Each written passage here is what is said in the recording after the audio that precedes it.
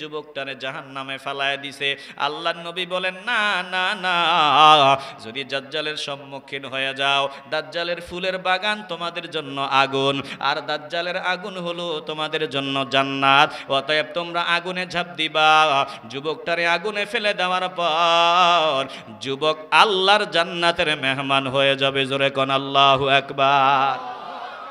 এটা দাজ্জালের শেষ পাওয়ার। এরপরে দাজ্জাল আর কাউরে হত্যা করতে পারবে না। আল্লাহু আকবার বলবেন না? ইমাম মেহেদী জমিনে আসবেন। ইমাম মেহেদীর সৈনিক দামেস্কের সাদা মিনার মসজিদে, ওখানে ফজরের নামাজের আজান হবে, সব বাদ দিয়ে দিলাম। আজানের পর এবার একামত চলতেছে। বলে ঈসা আলাইহিস সালাম আসমান থেকে দুইজন ফেরেশতার কান্দে ভর করে সাদা মিনার মসজিদের ভিতরে চলে আসবেন। এবার ইমাম মেহেদী ঈসা আলাইহিস সালামকে দেখে সম্মান জানাবেন, আপনি সামনে যান। বলে, না না না, তোমার জন্য একামত দেওয়া হয়েছে, তুমি সামনে যাও। আমি মুসল্লি, তুমি আজকে ইমাম। বলে, আমি এসেছি উম্মতে মুহাম্মদীকে সাহায্য করার জন্য। জোরে কোন আল্লাহু আকবার।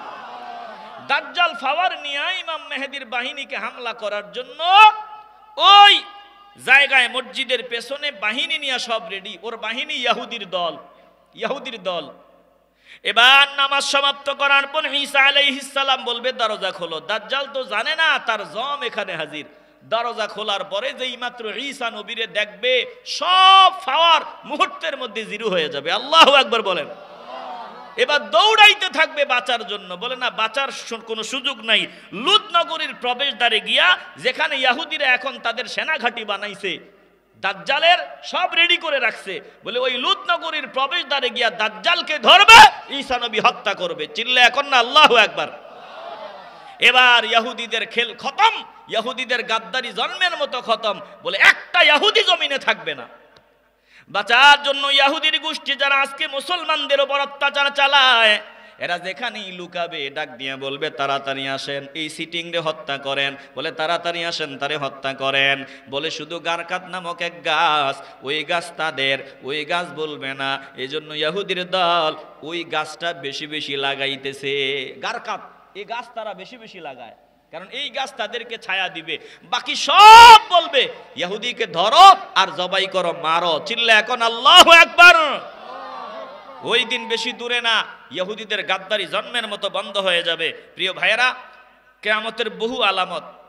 ঈসা আলাইহিস সালাম দাজ্জালকে হত্যা করার পর অনেকেই বলেছেন 40 বছরে তিনি জমিনে থাকবেন, বিয়ে শাদী হবে, সন্তান হবে, আল্লাহ তিনাকে ইন্তেকাল দিবে।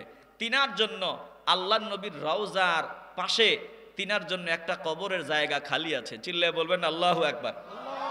নবীজির রওজার পাশে 3টা কবর, আর একটা কবরের জায়গা খালি আছে। আল্লাহু আকবার বলবেন না?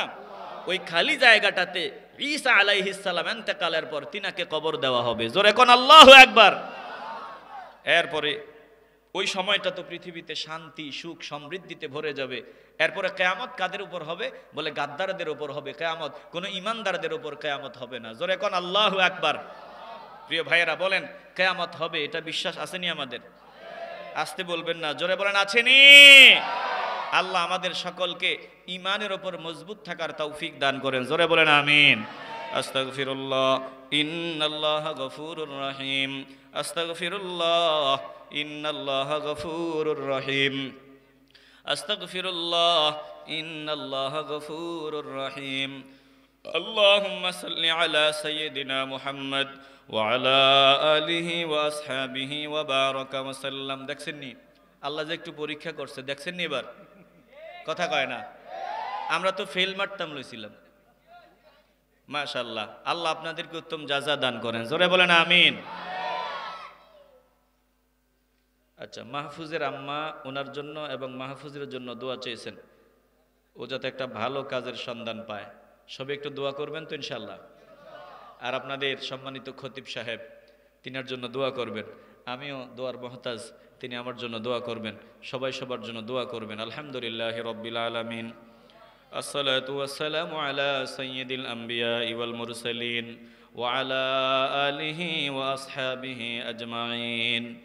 ربنا ظلمنا أنفسنا وإن لم تغفر لنا وترحمنا لنكونن من الخاسرين ربنا لا تزغ قلوبنا بعد إذ هديتنا وهب لنا من لدنك رحمة إنك أنت الوهاب ইয়া রব্বাল আলামিন, হে পরওয়ারদিগারে আলম, মেহেরবানি করে ভুল ত্রুটি বেয়াদবি বেখেয়ালগুলো ক্ষমা করে আয় আল্লাহ এই মাহফিলকে আপনার দরবারে কবুল ও মঞ্জুর করেন আল্লাহ।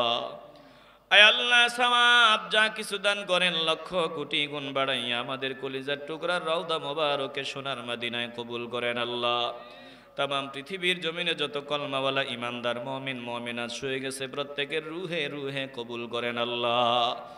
আয় আল্লাহ মেহেরবানি করে যাদের ত্যাগ তিতিক্ষার বিনিময়ে বাংলার জমিনে ধর্ম কর্ম করার সুযোগ পাইলাম, আপনার ওই প্রিয় প্রিয় বান্দাদের দারাজাত বুলন্দ করিয়া দেন আল্লাহ।